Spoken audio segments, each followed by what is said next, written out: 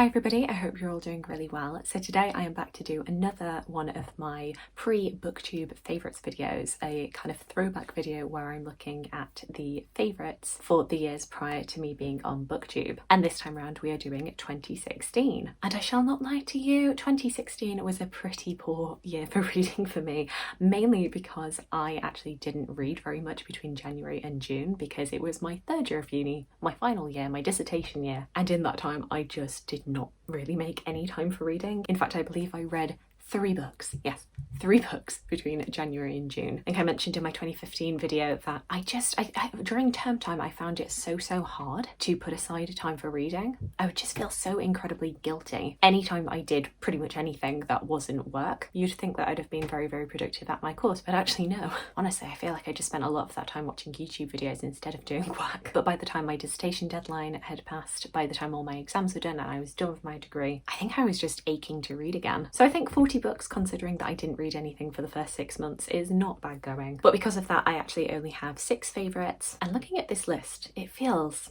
a little rogue.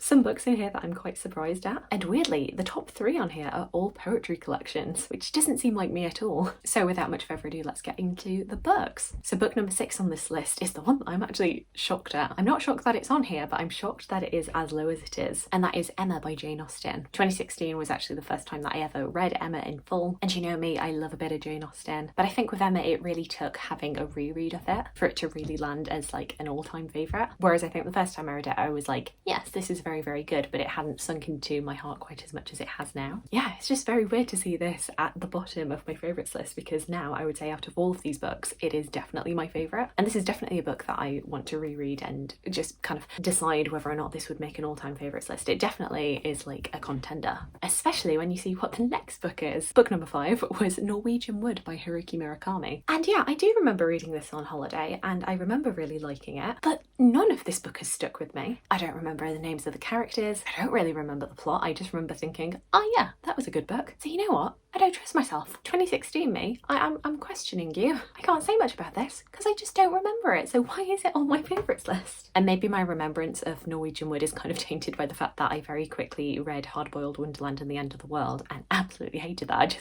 I could not get into that book at all. I think it's really established for me that any of Haruki Murakami's more fantastical works don't work for me. I much prefer anything that is a bit more real. That might be affecting how I view this, but yeah, not sure about this one. Book number 4 is A Study in Scarlet by Sir Arthur Conan Doyle. End of 2016, I really got into the Sherlock Holmes series. My dad's a big fan of Sherlock Holmes, but I myself had never picked anything up in this series until now. I feel like I was just very content with the one detective thing that I'd ever seen, which was, of course, Basil the Great Mouse Detective. I'm a big Disney girl. I was quite happy just having that and that alone. But I remember reading this book on the way to Tenerife on the plane and I got so hooked. I think there's just like a comfort with Sherlock Holmes because it is so seeped into British culture. Even if you've not read Sherlock Holmes, you know like a little bit of the lore. So reading this for the first time felt like I was visiting an old friend, even though, like I say, never read this before. Now in 2023, Sherlock Holmes I don't think would end up on like a favourites book of all time list, but it's definitely one that I just want to reread for the fun of it. I've only read the novels and the stories like one time through, and I would quite like to become a bit more familiar with them. Book number 3 on this list is the first of the poetry, Teaching My Mother to Give Birth by Warsan, Shire. This was the very first Warsan Shire collection that I ever read, and I loved this so much.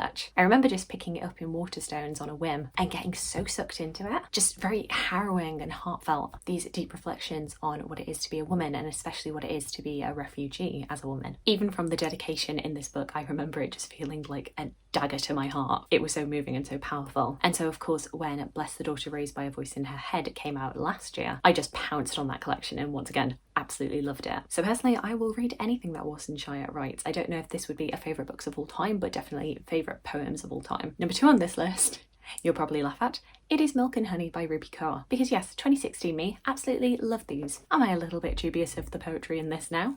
Maybe a little bit, but for myself in 2016, getting back into reading and really getting into poetry for the first time, I'm not going to turn my nose up at Milk and Honey. I really enjoyed them at the time, though I will not lie, I am not going to go back to these, purely because I want to leave them untainted in my mind. The internet has already done enough damage, especially because in the years after reading Rupi Kaur, I ended up reading Amanda Lovelace's poems, which are very similar. They're these like little pithy one-liners, and I found them really annoying and really patronising. So I don't want to have the same reaction to these poems. I'm going to keep this collection on my shelf. I'm going to look at it fondly, but I'm probably not going to go back to it. And then finally, the number one book from 2016 for me was And Still I Rise by Maya Angelou. Another poetry collection where like every single poem that I read in this, I would put it down and just like look up like, how does everybody not know about these? These are amazing. Just thinking about this collection, it just brings me back to 2016 in my old bedroom, just sat on the floor, absolutely mesmerised that somebody could craft their words in such a beautiful, beautiful way. Teaching my mother how to give birth, I love, and I think it's really, really powerful and moving, but afterwards I am kind of feeling like a little pit of despair for myself, whereas I feel like And Still I Rise just feels inspirational. It feels motivating. You feel like you can conquer the world after you've read these poems, that you can take hardships that come your way and still rise out of it. And I think that's probably why this ended up being number one for me. I can never relate 100% to Maya Angelou and her experiences, but I can take her words and apply them to my own life and just feel like things are going to be better. And I feel like in 2016, that was a message that was really, really needed. So I think if you are ever feeling like that, this might be a good collection to come to. So yeah, definitely one of those that would end up on my favourite poetry collections of all time. So there we go. Those are all of the books that 2016 me ranked as her favourites. Some that definitely hold up, some that I would even push into the all-time favourites list, looking at you, Emma, and some that I'm kind of questioning myself on.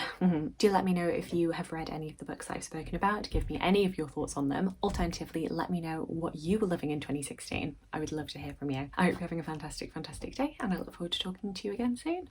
Thanks. Bye.